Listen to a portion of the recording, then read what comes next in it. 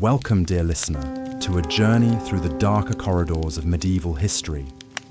Whether you're settling in for a restful evening or seeking a moment of calm in your day, I invite you to join me as we explore one of humanity's most fascinating yet terrifying chapters. If you find these glimpses into the past soothing, please consider subscribing for more gentle explorations of history's forgotten corners. Picture, if you will, a world where the scales of justice bore little resemblance to the balanced instrument we know today. In medieval times, the very concept of justice was something that would chill the blood of any modern observer. This was an era when determining guilt or innocence often relied not on evidence or careful deliberation, but on the most brutal and primitive methods imaginable. The medieval period, spanning roughly from the 5th to the 15th centuries, was a time when life was precarious and justice was swift, harsh, and often spectacularly public. In a world without forensic science, without understanding of legal procedure as we know it, and without the presumption of innocence, those accused of crimes faced ordeals that seem almost fantastical in their cruelty. Imagine for a moment being accused of theft in a small English village in the year 1200. You might find yourself subjected to trial by ordeal, where your guilt or innocence would be determined not by witnesses or evidence, but by whether you could successfully complete a dangerous and painful task. Perhaps you would be forced to carry a red-hot iron bar for 9 paces, your hands wrapped in cloth that would later be examined for signs of festering. If your wounds healed cleanly, you were innocent. If they became infected, you were guilty and faced punishment that could range from mutilation to death. Or consider the ordeal of cold water, where the accused would be bound and thrown into a pond or river. If you floated, the water had rejected you as impure, and you were guilty. If you sank, you were innocent, though by then you might well have drowned. The logic was divine intervention would save the innocent from drowning while revealing the guilt of the wicked by making them buoyant. These trials by ordeal were not the whims of ignorant peasants, but established legal procedures endorsed by the church and nobility alike. They reflected a worldview where God's judgment was immediate and physical, where divine will could be discerned through the body's response to extreme physical trials. But the ordeals were just one facet of medieval justice's terrifying nature. Public executions were elaborate spectacles designed not merely to punish the guilty, but to educate and terrify the populace. In the town squares of medieval Europe, crowds would gather to witness hangings, beheadings, and burnings at the stake. These were not somber affairs, but festivals of sorts, complete with vendors selling food and drink to the assembled masses. The methods of execution themselves were designed to maximize both suffering and spectacle. Drawing and quartering, reserved for traitors, involved dragging the condemned behind a horse to the place of execution, hanging them until nearly dead, disemboweling them while still alive, beheading them, and finally cutting the body into 4 parts. Each part would then be displayed in different locations as a warning to others. For lesser crimes, punishments were no less inventive in their cruelty. The pillory and stocks held criminals immobile, while passers-by pelted them with rotten food, stones, or worse. Branding marked criminals permanently, identifying them for life as thieves or other offenders.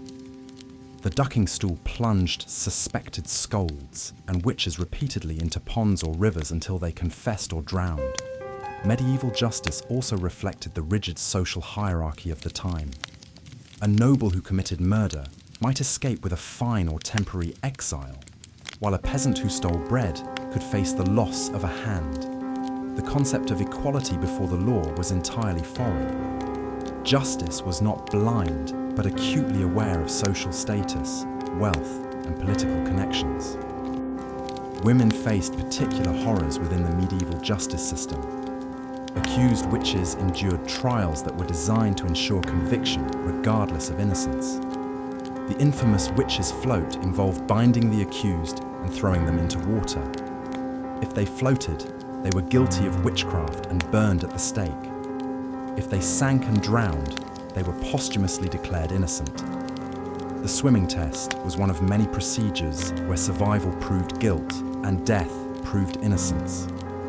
Torture was not merely accepted, but legally mandated in many cases. The rack stretched victims until their joints dislocated. The thumbscrew crushed fingers and toes. Red-hot pincers tore flesh from bones. These instruments were not tools of sadistic individuals, but official implements of justice, operated by appointed torturers who were considered skilled craftsmen. The medieval period also saw the rise of trial by combat, where disputes were settled through single combat between the accused and accuser or their chosen champions. This system assumed that God would grant victory to the righteous party. Nobles might hire professional fighters as champions, while commoners often faced combat with whatever weapons they could afford or were permitted to use. Even the youngest members of society were not spared the harsh realities of medieval justice. Children as young as 7 could be tried and executed for crimes. There was no concept of juvenile justice or recognition that children might lack the mental capacity to understand the consequences of their actions. The legal procedures themselves were often bewildering and arbitrary. Compurgation required the accused to swear an oath of innocence while recruiting a specific number of oath helpers who would vouch for their character. If even one oath helper failed to appear or misspoke the required words, the accused could be declared guilty. The burden of proof lay entirely with the accused, who had to prove their innocence rather than having their guilt established beyond reasonable doubt. Religious authorities wielded enormous power within the justice system. Ecclesiastical courts handled matters of moral and religious law, often with punishments that were no less severe than secular courts. Excommunication could be a death sentence in a deeply religious society, cutting the individual off from all social and economic networks. The medieval justice system also created a culture of informants and accusations. In a world where survival often depended on staying in favor with local authorities, neighbors might accuse each other of crimes based on personal grudges, economic disputes, or simple superstition. Once accused, proving innocence was often impossible, leading to cycles of violence and retribution that could destroy entire communities. Perhaps most terrifying of all was the arbitrary nature of medieval justice. Laws varied dramatically from region to region, and what was perfectly legal in one locality might be a capital offense in another. Travelers could unknowingly violate local customs and find themselves facing execution. The concept of consistent written law was largely absent, with justice often dependent on the whims and interpretations of local lords or magistrates. As we reflect on these dark chapters of human history, we gain a deeper appreciation for the legal protections and procedures we often take for granted today. The presumption of innocence, the right to legal representation, the requirement for evidence, and the prohibition of cruel and unusual punishment all represent hard-won victories over the barbarism of earlier eras. The medieval justice system, for all its horrors, was not born of pure malice, but reflected the worldview and limitations of its time. In a world without scientific understanding, without widespread literacy, and without established legal traditions, people sought divine guidance and relied on physical trials to determine truth. Their methods may horrify us, but they represent humanity's early attempts to create order and determine justice in a chaotic and dangerous world. Yet even as we acknowledge the context that shaped medieval justice, we cannot diminish the very real terror it represented for those who lived under its shadow. Every person in medieval society lived with the knowledge that a single accusation, whether true or false, could lead to unimaginable suffering and death. The fear of false accusation, of being unable to prove one's innocence, of falling victim to political machinations or personal vendettas, was a constant presence in medieval life. As we close this exploration of medieval justice, let us carry with us both gratitude for the progress humanity has made and vigilance against the forces that might seek to drag us backward into darkness. The story of justice is far from over, and each generation must guard against the return of the arbitrary, the cruel, and the unjust. So tonight, as you rest in safety, protected by laws that presume your innocence and guarantee your rights, spare a thought for those who came before us, who lived and died under systems that valued spectacle over truth, punishment over rehabilitation, and fear over justice. Their suffering was not in vain if we learn from it and continue building a more just and humane world for future generations. The echoes of medieval justice remind us that the arc of history does not automatically bend toward justice. It requires constant effort, eternal vigilance, and the courage to stand against cruelty wherever we find it. Only then can we ensure that the terrors of medieval justice remain forever in the past, never to return to haunt the innocent again. Sleep well, dear listener, secure in the knowledge that justice, however imperfect it may still be, has travelled far from those dark medieval halls where mercy was rare and terror was the order of the day. But perhaps the most chilling aspect of medieval justice was the atmosphere of fear and uncertainty it created. Unlike our modern legal system, with its presumption of innocence and standardised procedures, medieval justice was often arbitrary and unpredictable. A peasant accused of theft might face trial by ordeal one day, while his neighbour could be subjected to compurgation for a similar offence the next. The outcome often depended more on the whims of local authorities, personal vendettas, or even the weather than on any consistent application of law. The social hierarchy played a crucial role in determining one's fate within this system. A nobleman caught stealing might pay a fine and walk free, while a peasant committing the same crime could lose a hand or face execution. Women and children were particularly vulnerable, often treated as property rather than individuals with rights. Accusations of witchcraft, heresy, or simply being different could result in torture, exile, or death, with little recourse for the accused. The very concept of evidence as we understand it today was largely foreign to medieval courts. Guilt or innocence was determined not through careful investigation or witness testimony, but through supernatural means. The belief that God would intervene to protect the innocent led to practices that seem barbaric by today's standards. Hot iron ordeals required the accused to carry a red-hot piece of metal for a specified distance. If their wounds healed cleanly within 3 days, they were deemed innocent. If not, they faced punishment for their supposed crimes. Water ordeals involved binding the accused and throwing them into a body of water. Those who floated were considered guilty as the pure water rejected them. Those who sank were innocent, though this vindication often came at the cost of drowning. Trial by combat allowed disputes to be settled through physical confrontation, with victory supposedly indicating divine favour. These methods reveal a justice system built on superstition rather than reason, where survival often depended on luck rather than truth. The punishments themselves were designed to serve as public spectacles, meant to deter others from criminal behaviour through sheer terror. Public executions drew crowds who would witness hangings, beheadings, and burnings.